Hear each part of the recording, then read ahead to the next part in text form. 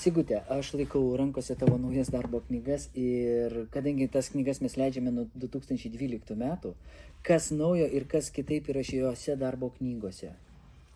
Na, šios knygos, mano manimu, yra visiškai naujos. Aš su tokiu debiuto drebuliu iš tikrųjų jas pristatau, nes tai yra senai naujas mano stilius, labai ilgai senai lauktas naujas stilius. Aš jo ieškojau, kažkaip jo laukiau ir galų gale matyt, atėjo laikas kontrastams ir šitos knygos yra, na, eksperimentuojant kontrastas sukurtos. Taigi jūs rasite šias knygas, kaip kad jau ir būdavo, suskirstytas spalvomis į metų laikus, suskirstytas savaitėmis. Visa struktūra yra tikrai patogi ir patikrinta, bet knygos rūbas yra pavadintas kontrastai, kaip kolekcija. Taigi ieškokit mano keistų paveikslų.